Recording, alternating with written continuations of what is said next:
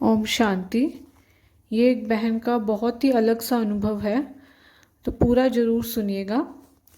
तो ये हमें बताते हैं कि इनको ना सेंटर, जो हमारा ओम शांति का सेंटर है, उससे बहुत ज़्यादा खिंचाव महसूस होता था।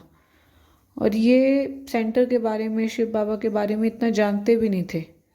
और ये हमें बताते हैं कि इनके अंदर कोई चीज़ थी जो इनको बार बार बाबा के पास सेंटर पे लेके आती थी। और इनका चीज़ से मतलब है कि कोई आत्मा इनके अंदर थी जो सेंटर पर बाबा के सामने आके बैठ जाती थी और बाबा से ना बार बार ही अपनी गलतियों की माफ़ी मांगती थी और कहती थी कि बाबा मुझे माफ़ कर दो, मैंने बहुत चोरियां करी हैं। पर लेकिन कहते हैं कि भाई हाँ बाबा, मैंने चोरी करी है, पर उसके अलावा मैंने कोई गलती नहीं की है। तो आप मुझे उसके लिए, मेरी सारी गलतियों के लिए मुझे माफ़ कर दो और मैं आगे से कोई भी गलती नहीं करूँगी।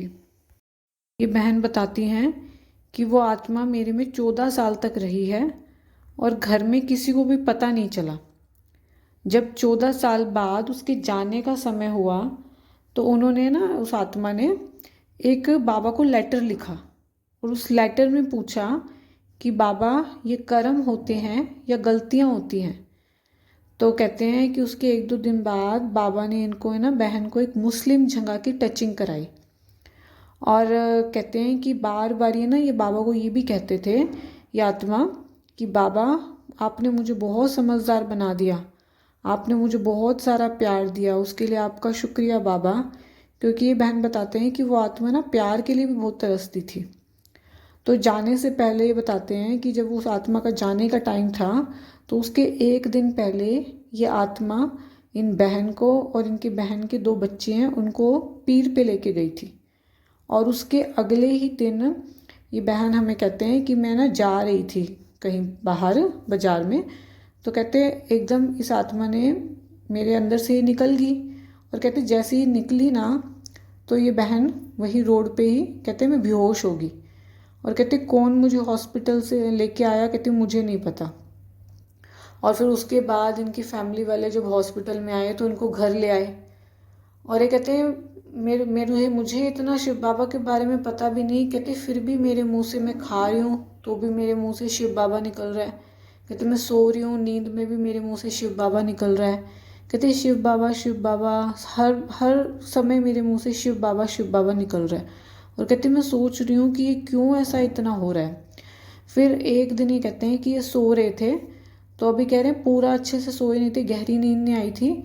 तो कहते एकदम बाबा ने इनके आगे ना सारी रील चला दी कि किस समय इस आत्मा ने इनमें प्रवेश किया और क्या क्या किया। तो बाबा ने इनको दिखाया कि इनका जब शादी का टाइम था ना, शादी के समय, उस टाइम इस आत्मा ने इनमें प्रवेश किया था।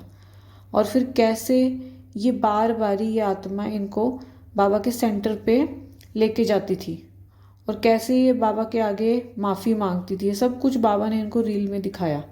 फिर बाबा ने इन बहन को वो लेटर दिखाया जो उस आत्मा ने बाबा को लिखा था और उस पे ये लिखा था कि ये कर्म होते हैं या गलतियाँ।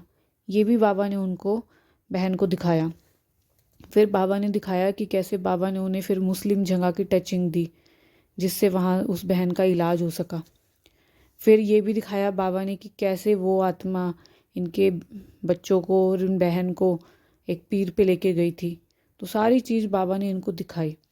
और ये बहन कहती है, फिर ये बहन बताते हैं कि जब से बाबा ने रील चलाई फिर उसके बाद इन बहन ने बाबा का ज्ञान लिया, बाबा की मुरली सुनी। अब ये बाबा के सेंटर पे रोज जाते हैं ये। और ये बहन उस आत्मा का भी शुक्रिया करते हैं कि जिसकी वजह से मैं ज्ञान में आई। तो आपका भी बाबा के प्यार और साथ का कोई अनुभव है तो मुझे ज़रूर शेयर कीजिएगा। ओम शांति।